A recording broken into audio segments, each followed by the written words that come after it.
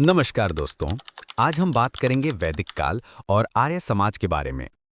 इतिहास के उन पन्नों में जो हमें हमारी संस्कृति और सभ्यता की गहराई दिखाते हैं। चलिए शुरू करते हैं। वैदिक काल। वैदिक काल वो समय है जब हमारे देश में वेदों की रचना हुई। इसे हम लगभग 1500 ईसा पूर्व से 500 ईसा पूर्व तक का काल मान सकते हैं।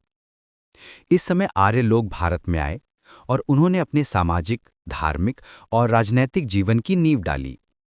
वैदिक काल को हम दो हिस्सों में बांट सकते हैं। पहला, ऋग्वैदिक काल। यहाँ मुख्यतः ऋग्वेद की रचना हुई। ये काल करीब 1500 से 1000 ईसा पूर्व का माना जाता है। समाज सरल था, कृषि और पशुपालन मुख्य व्यवसाय थे। दूसरा, साम यजु और अथर्व वैदिक काल, जिसमें वेदों का विस्तार हुआ और समाज में अधिक जटिलताएं आईं।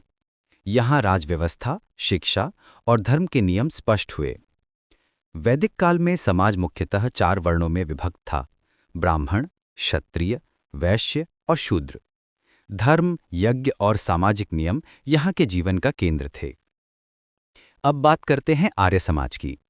आर्य समाज की स्थापना हुई देवेंद्रनाथ ठाकुर और विशेष रूप से स्वामी दयानंद सरस्वती द्वारा 19वीं शताब्दी में।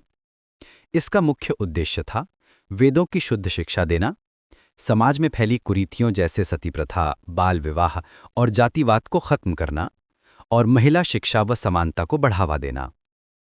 आर्य समाज ने कहा कि वेद ही ज्ञान का आधार हैं और हमें उन परंपराओं को अपनाना चाहिए जो समाज और मानवता के हित में हों।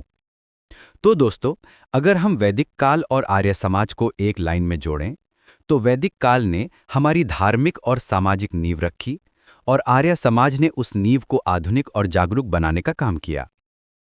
तो दोस्तों, इतिहास केवल अतीत की बातें नहीं, ये हमें समझाता है कि हम कहाँ से आए हैं और कहाँ जाना चाहते हैं। इसी सोच के साथ आज का हमारा सफर यहीं समाप्त होता है। धन्यवाद।